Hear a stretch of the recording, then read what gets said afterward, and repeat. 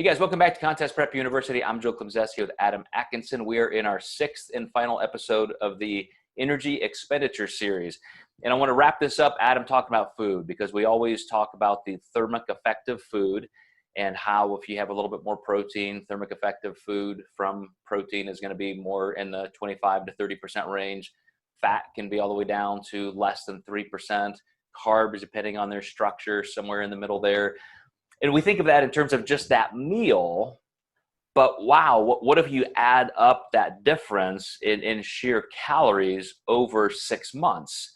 And I just wonder if you have seen any impact of how quickly somebody's losing body fat or losing weight through a week just by manipulating food sources. If you're getting a little bit more complexity, a little bit more structure in their meal planning, in just all of the different nuances in that kind of a food perspective. Yeah, when we hit plateaus, food logs are one of the first things I look at for multiple reasons.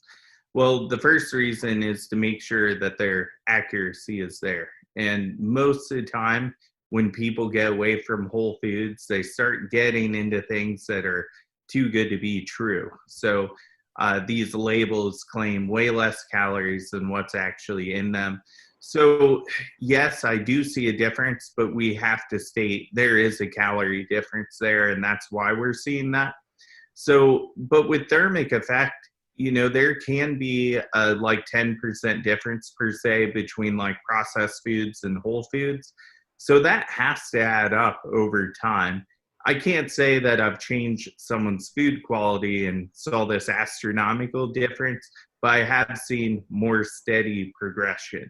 And we always have to I'm very passionate about this topic because if someone, has to eat 6 whole meals a day and they can't stick to that because they want a Pop-Tart, adherence is going to trump all of that. So we kind of have to throw that out the window if someone can't stick to that rigid of a food plan. So we really do have to be flexible and dynamic with our clients and understand that too as we go into this topic.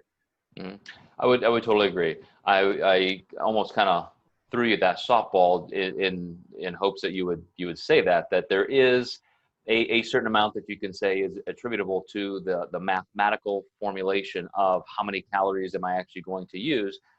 Over time, like I said, 6 months, maybe that does add up to 1 or 2 extra pounds of body fat.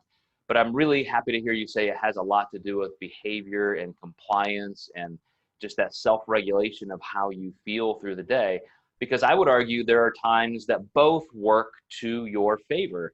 Number one, having a structure of mostly complex foods, which are going to have a stronger thermic effect. Certainly, you can go back to our series on different macronutrients and look at the ratios of protein, carbs, and fat, and the quality issues with each one. But there are times where perhaps that simple sugar is going to increase activity or energy for a certain task. And I would say I've been in situations with high intensity training, even hiking in the Grand Canyon, things like that. Just the roof example I gave, where you're just slogging through 2 to 3 times the amount of calories you normally use, and you need that quicker energy to kind of pick you back up so that you can have that stronger energy output, that extra muscular work and efficiency. So I think that's where you have to have really good meal timing and understand what type of food source is best for that particular context. So sometimes it would be something much more complex. Sometimes maybe something a little bit more simple would actually do the job. Yeah, absolutely.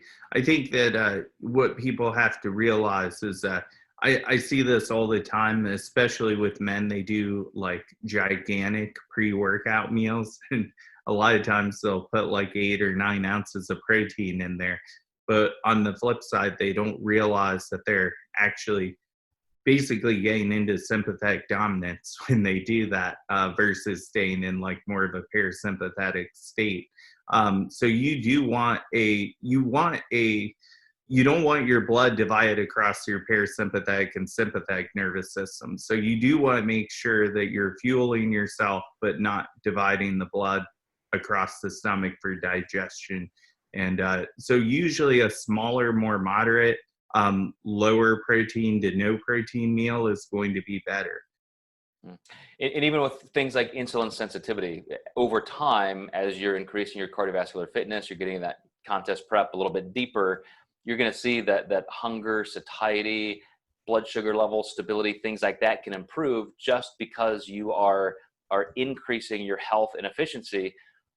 But it's going to be because of consistency as well. If your food intake is very haphazard and you don't have a lot of regularity or structure there, it's going to have an impact either directly in the cellular metabolic realm or just in your behavior.